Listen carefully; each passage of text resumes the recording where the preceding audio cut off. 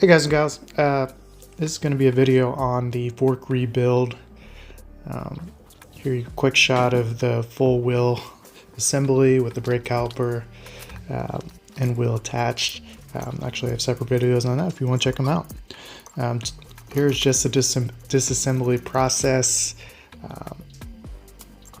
As you can tell, I for some reason thought the ratchet size would be anything but 12 millimeter. I don't know why I would think that, but yeah, just taking the brake caliper off here, 3 bolts plus a kind of unique, I'm not sure what you call it, screw bolt.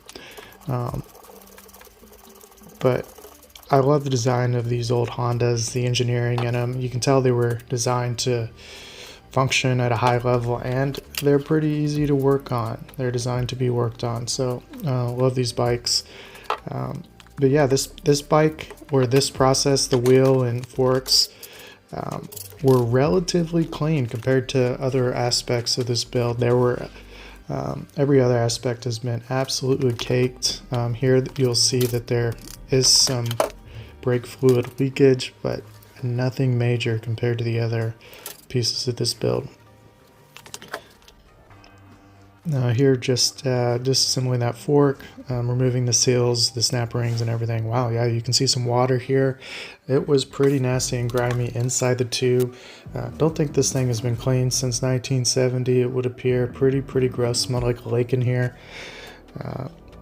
Here's a quick shot of kind of what I'm working with. Used a metal safe degreaser, and I'll post the link to that. But really, I've used this on all the cleanup projects on this bike, and I couldn't say better things about it. It doesn't leave a residue. It's very nice. It's safe on the metal. It doesn't seem to mar it in any way and gets it extra clean. Didn't film the whole process, but cleaned out all the cylinders and all these parts as well, to get that, you know, neat and tidy. Here I'm rebuilding, or resurfacing I should say, the fork itself.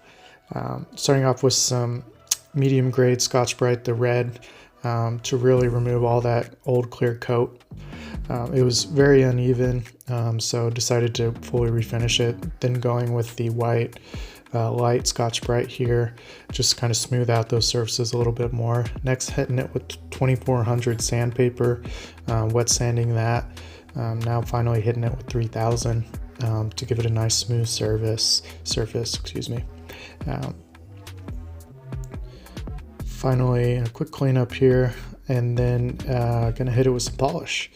This both cleans the surface and gives it a nice protection for future use.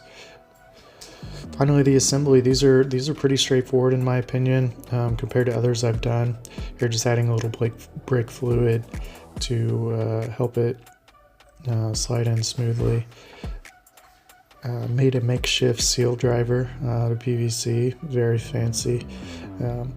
Here, adding the seal itself, adding the washer. Gonna gently drive that home into its seat. You'll know it, you'll feel it. Finally, snap ring. These are my nemesis for whatever reason. Snap rings I struggle with. So yeah, I got this assembled. Now I add in the spring. Gonna actually put the top on before I add the oil. The reason I'm doing this is there's a drainage bolt at the bottom. That adds pressure, allows me to fully seat that and drill it in. That spring applies the pressure to allow me to do that. Added some Honda Bond gasket sealer on top of that as well, just as an extra layer, as well as a new crush washer. This called for 7.6 ounces per the manual, so that's what I'm adding. Now I'm just working that fluid into the cylinder itself. Bada bing, bada boom. Ended up buying new ones because the old cap was pretty marred, but yeah, final result. Very happy with it. Thanks for watching.